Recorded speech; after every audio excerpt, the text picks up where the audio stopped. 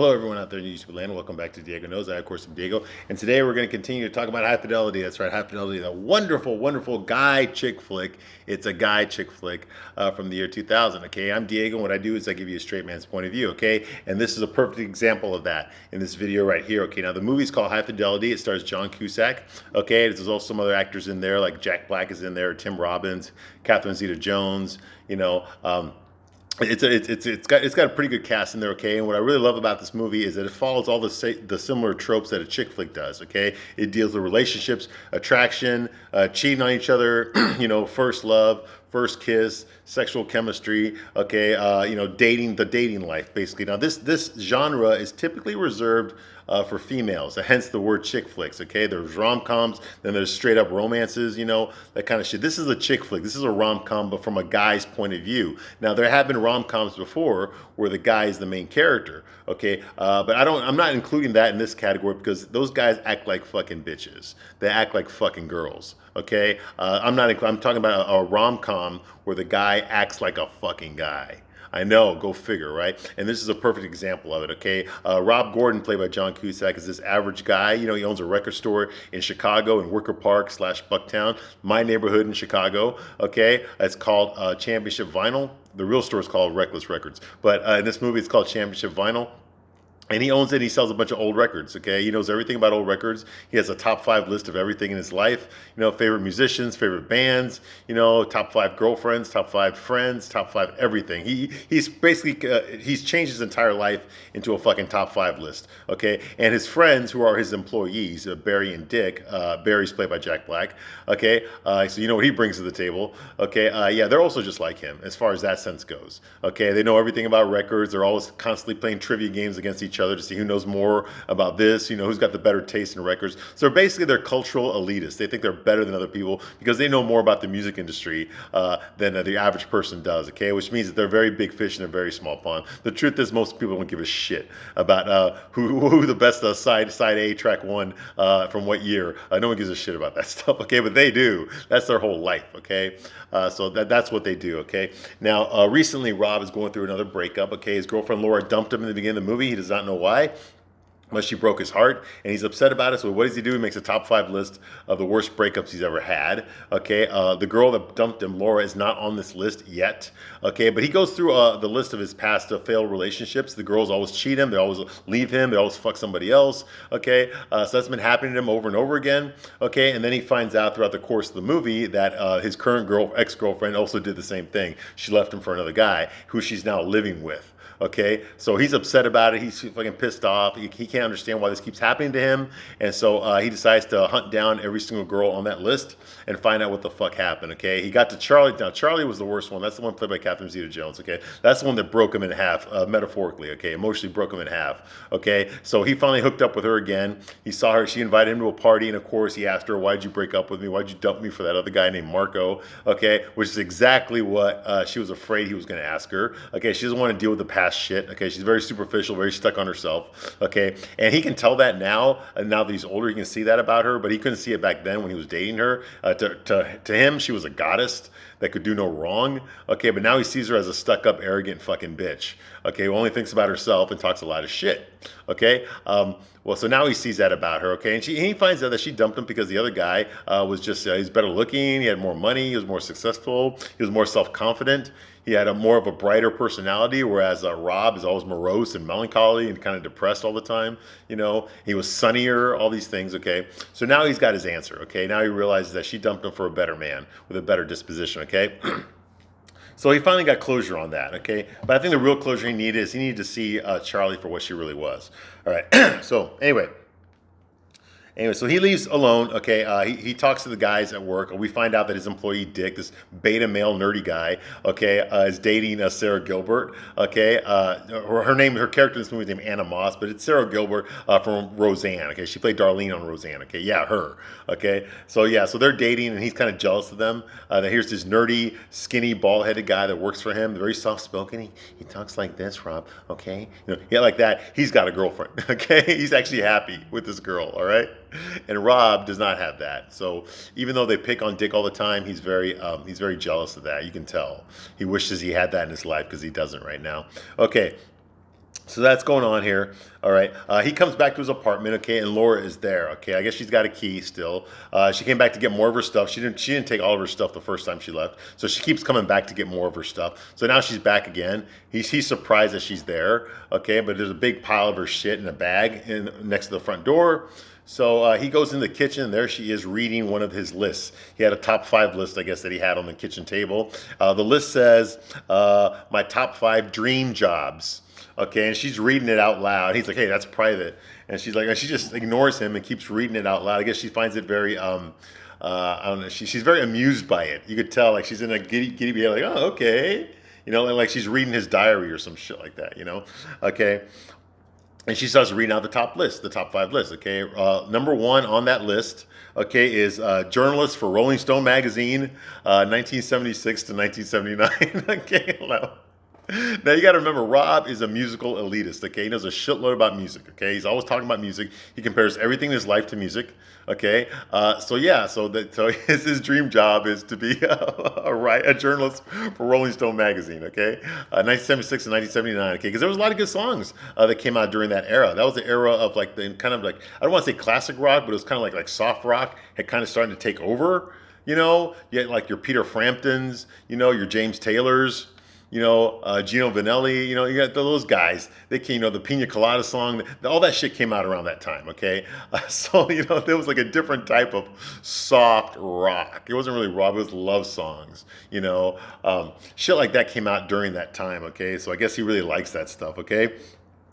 And he writes, what she reads it out loud, okay? And it says there, you get to meet The Clash, Sex Pistols, David Bowie, and get a lot of free records. Okay, so that's number 1 on his list of dream jobs. Okay, journalist for Rolling Stone magazine, 1976, 1979. Excuse me.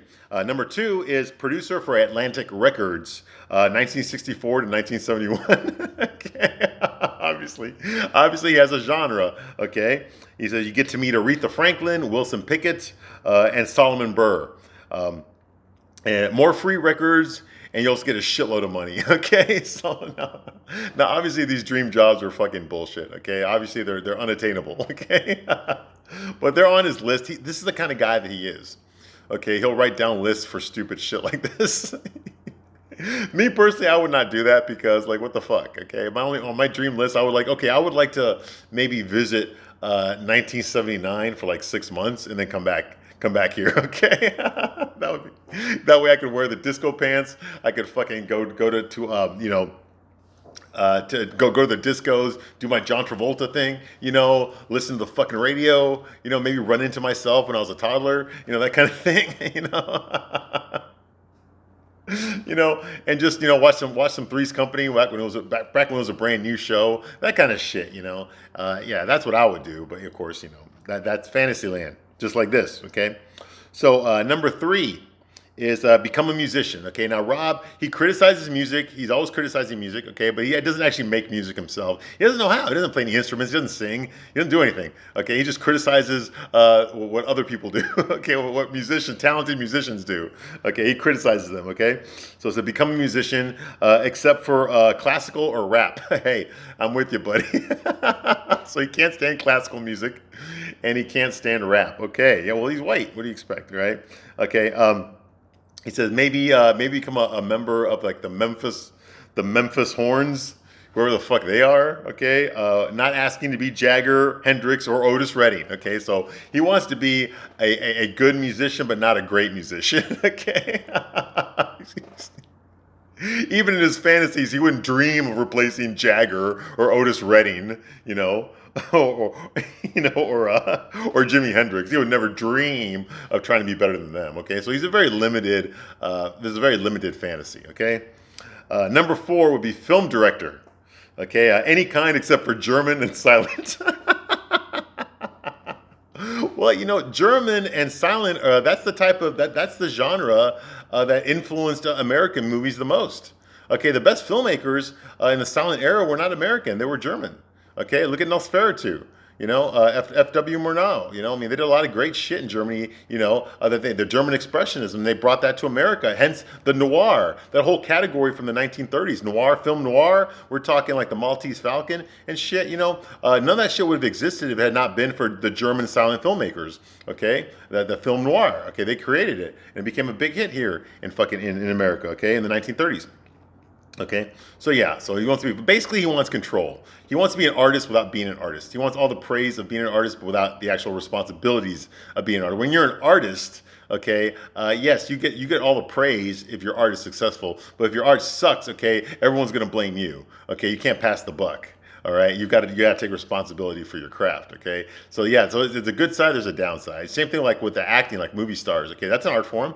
It is, when a movie does really well and there's an actor in there that stands out, that actor gets all the fucking praise. They get the paychecks. They get all of a sudden all these acting jobs get offered to them. They increase their fee. Everyone makes a lot of money. Their agents make money. Their managers make money. They get to buy a new house. All of a sudden all these girls want to marry them. All that kind of shit happens. But when your movie bombs, guess what? You got to move out of that house. You got to get a studio apartment or some shit, and hopefully some fucking Netflix show will pick you up as a side character where you don't have to carry the whole fucking show because nobody's going to have you as a leading man anymore, okay? Because you bombed spectacularly at the box office, okay? That kind of shit, or you'll end up fucking hosting Unsolved Mysteries or some shit like that, okay? You're not gonna star in a fucking in a big budget movie anymore, okay? Unless you have a comeback. Okay, but even in a comeback, you've got to go through all this shit. Like I know Brendan Fraser's on the brink of having a comeback because he's got nominated for an Academy Award for this movie that nobody saw. He just wears a fat suit in it. But he's been through a lot of struggles in his life that's been very public. His divorce, he gained all this weight. He was sexually harassed by a major bigwig in Hollywood. Hence his career went to shit after the Mummy movies that he did.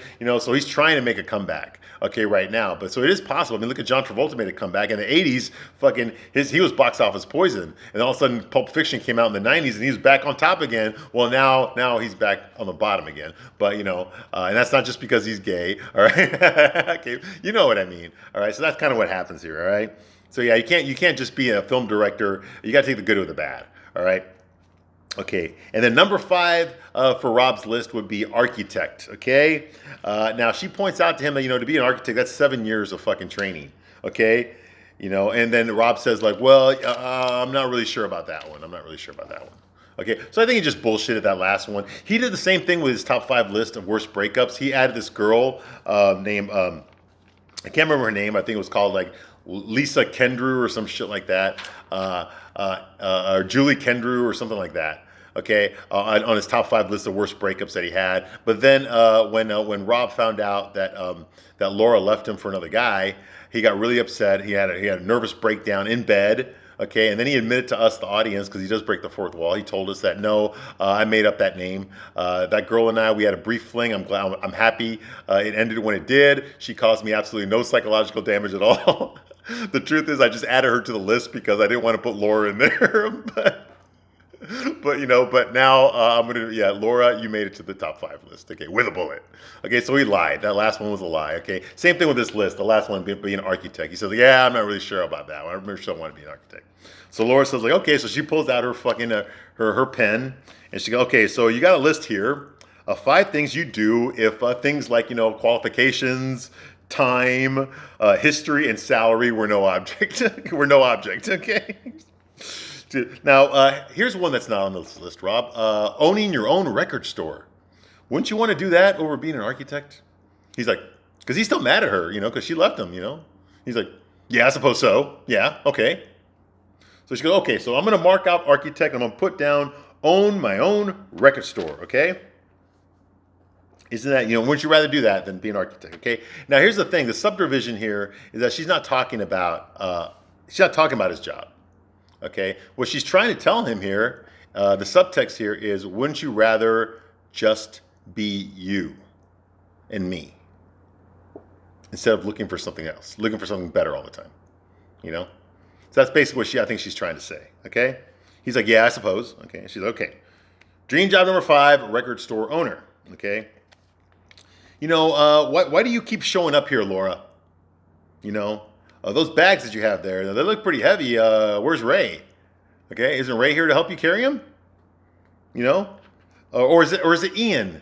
Okay, which name does he go by? What the fuck do you call him? Anyway, is it Ray or is it Ian? She's like, I call him Ray. I hate Ian. Yeah, yeah. Well, you know what, Laura? I hate him too. And she's like,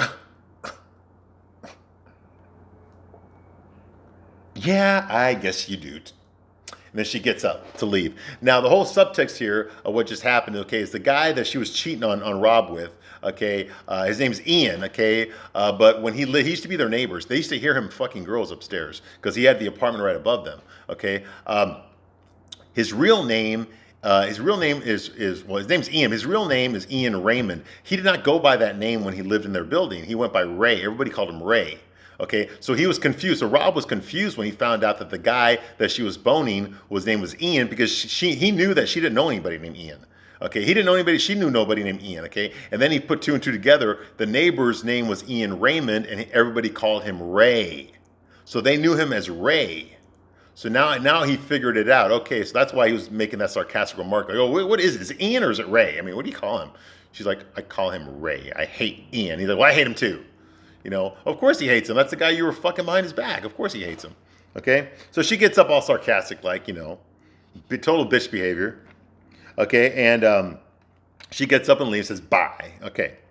Now, the next scene we see is Rob. He's on the Kinsey Street Bridge. Okay, there's a great view of Chicago in the background. You got the Chicago River right there. You can clearly see the Sears Tower in the back. Okay, I know that bridge very well. I used to work at a place that was on Kinsey Street. Okay, not there by the river, but closer to downtown.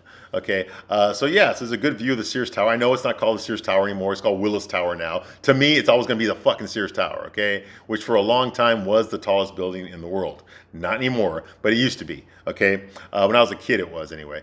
So he's there on the bridge. Okay, on the Kinsey Street Bridge. Okay, and he's talking to the camera. He's talking to us. All right, just to set the scene there. Okay, he's in a leather jacket, the same leather jacket that I used to wear all the fucking time.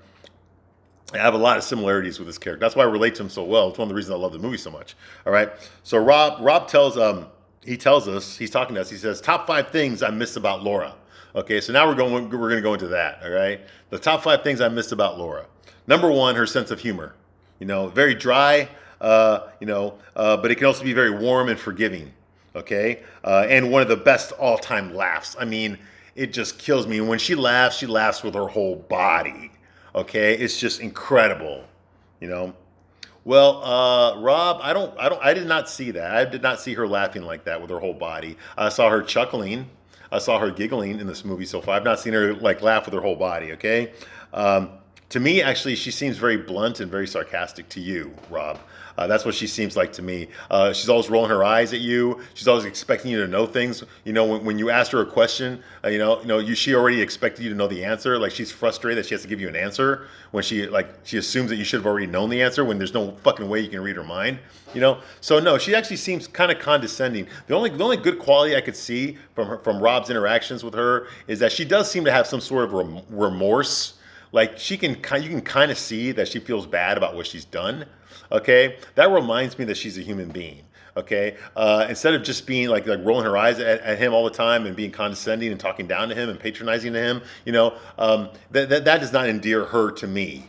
Okay, I don't see why it would endear her to Rob. Okay, but when she seems to have remorse, like guilt on her face, and then I can kind of say, okay, now there is a human being back there. There is a fucking person. That she is aware that what she did to him is not what she would want done to her. Okay, so there's a human being in there. Okay, but all this shit about the way she laughs, I've not seen it yet in this movie. I don't remember if I'm going to see it later on in this movie, but so far, from what I've seen of Laura, I've not seen her laugh with her whole fucking body. Okay, so I don't understand where the fuck he's going with that. Number 2, the top 5 things I miss about Laura. She's got a character. Okay, she's got character. Are you out of your fucking mind? She lied and cheated on you. And he brings that in. He's like, well, at least she did have character before the whole fucking Ian nightmare happened. You know? He says, she's loyal. I'm like, what? This girl cheated on you, and you just said that she's loyal. Okay? She's honest. Once again, she cheated on you and didn't tell you who it was with. Okay? Or that she was even cheating on you at all. She never told you that she cheated on you. Okay? You had to find out from her friend. Okay, so honesty, no, I don't see that one either. Okay, and then he says, and she doesn't take it out on people when she's having a bad day. No, she takes it out on you when she's having a bad day. I have seen that, okay? When she's upset and frustrated, she talks very bluntly to you, no considerations of your feelings, okay? I'm thinking like, do you even fucking know Laura? Rob, are you in love with a person that doesn't exist? I'm starting to think that. Okay, I'm starting to think you pedestaled her the way you do with Charlie. You just put her so far above you that you can't see her for what she really is. I'm not saying she's a bad person, okay, but you got to understand, that nobody is everything that you want. Okay, they can be most of what you want, but nobody's everything that you want. That's a bullshit idea. Okay, that's a phantom. Okay, that's a fairy tale. That's a fantasy. It's not a real person. Okay, so here he is. He's already listed 2 things that he loves about her that I have not seen yet. I've seen no evidence of these things yet. Okay, so I'm starting to raise the bullshit flag here. Rob, I don't think you even know your girlfriend. Honestly, I don't think you know her. Okay, so like I said, he says he's like when she has a bad day, she doesn't take it out on you. Bullshit, she takes it on you, Rob. I've seen her do that. Okay. All right, you don't even know her. Okay, number 3, what I miss about Laura is I miss her smell. Okay, now that I can see. Obviously, it's a movie, I can't smell her, but okay, yes, I'm gonna go with that one. Yes, okay. He says I miss her smell and the way that she tastes. It's a mystery of human chemistry. Okay, and I don't understand it myself. Okay, as far as your senses are concerned, okay, they feel like home.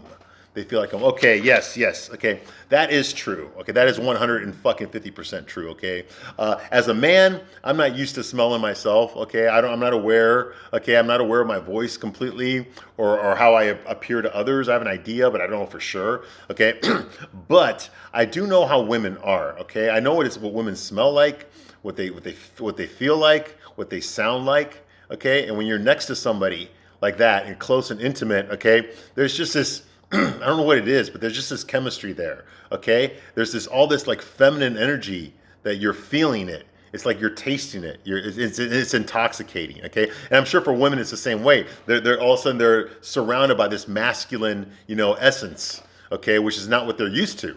Okay, it's the same thing for us. Okay, there's something about being with a woman that's just so fucking different from what we're used to. Okay, I have a pretty good idea of what I look like and smell like and that kind of thing, but and it's nothing like what women look and smell like. Okay, nothing at all. So it's something new. It's novel. To be with a woman, it's like a different. It's like it's a certain connection. They call it the endorphins or the or pheromones, whatever. I guess you can call it that too. Okay, but there is that essence of somebody else. Okay, it's something that's feminine, a person that's feminine. Okay, that is just so fucking beautiful to hold on to. That it feels so fucking good. I mean, ladies, you know what I'm talking. It's the same thing you feel when you're with a guy. The way the guy smells, the way he feels, the way he sounds. Okay, the way his skin feels when you touch him. Okay, the way his hair feels when you put your fingers in it. Okay, his lips. Okay, everything about that stuff, we feel the same thing with you. Okay, because we're not used to it. It's so alien. It's so different from us. But yet it's so complementary. When you're with someone like that in an intimate moment, it's like the other half of you, that part of you that you didn't even know was missing, all of a sudden is filled. Okay, and there's no words to describe it. Okay, you know what I'm talking about. But that's what he's talking about. He's talking about. I know what my ex-girlfriends smell like. I know what they sound like. I know how their bodies feel. I know it, okay? I remember it. I can almost feel it again, And that's very intimate. This is very private. There's no words real to describe that, okay? It's the essence of man and woman, okay? Of plus and minus, yin and yang, tick and tock, night and day. These things go together, okay? We need each other. We need each other, okay? And that's what he's talking about, okay? It's just something primal. It's in our nature. In that sense, they got that right. I 150% agree with that, okay? So that was number 3, okay? Number 4 is I really dig how she walks around, okay?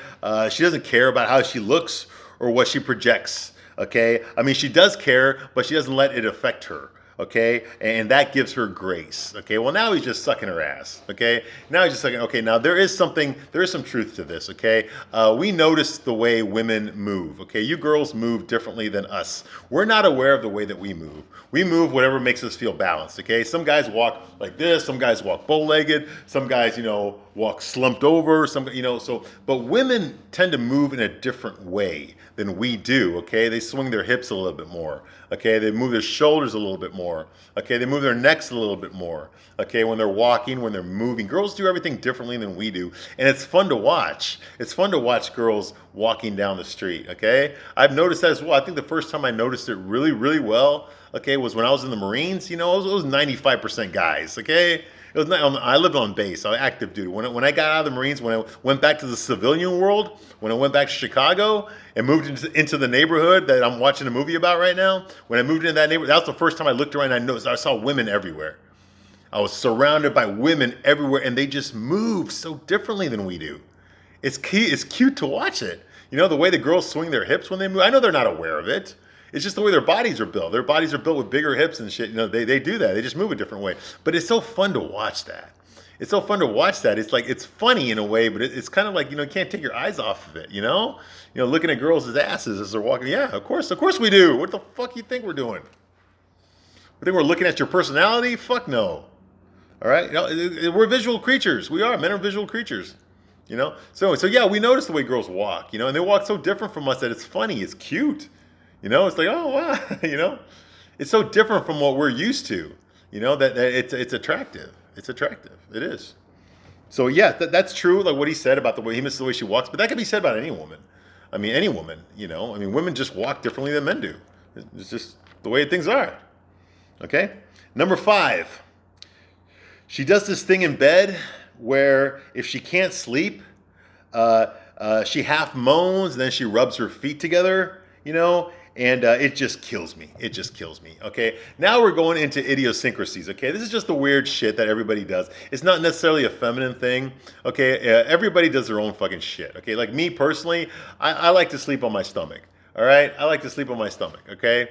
Number 1, it prevents me from snoring. And number 2, it just feels normal to me. So most people sleep on their backs, so they sleep on their sides. I don't. I sleep on my stomach. Okay, and I hug the pillow. I hug the pillow for dear life. That's how I fall asleep. Okay, that's just the way I am. Okay, so if you were to date me on a regular basis, you would notice that about me.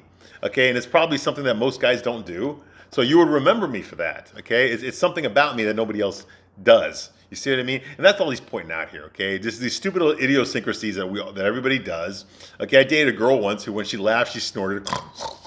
Yeah, like that. And it was just something I noticed about it because no other girl I ever dated did that.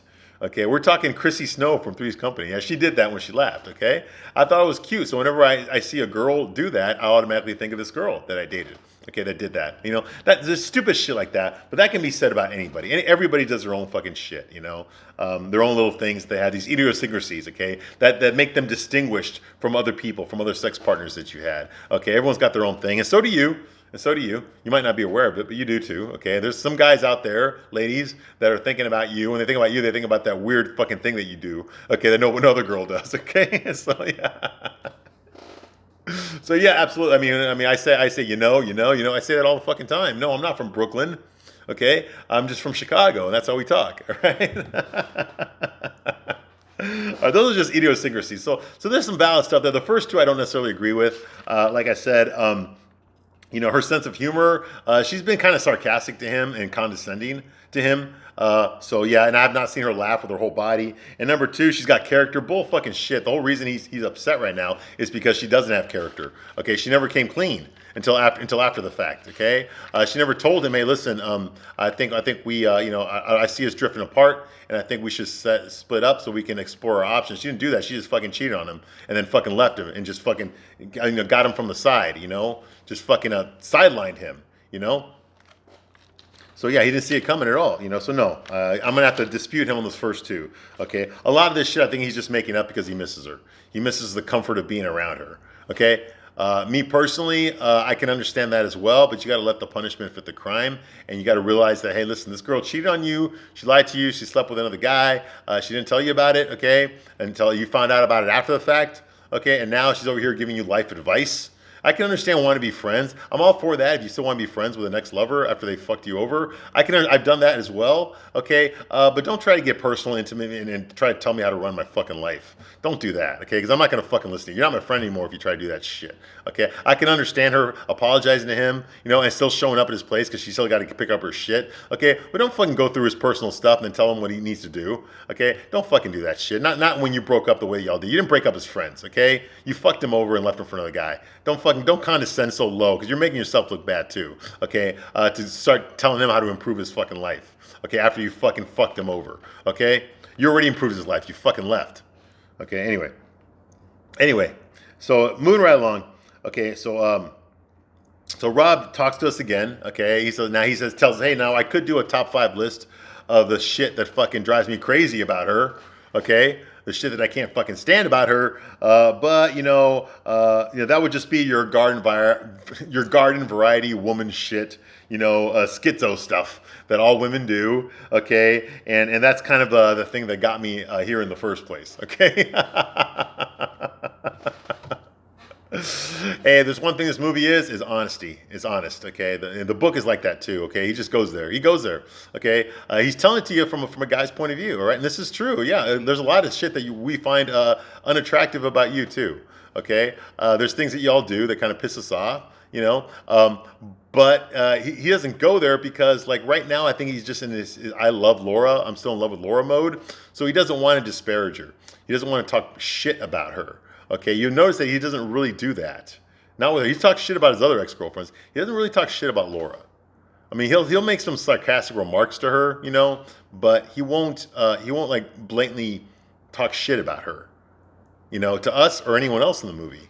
Okay, you see what I mean? So that means that he still has feelings for her. He's still thinks that he's still hoping that she'll come back to him.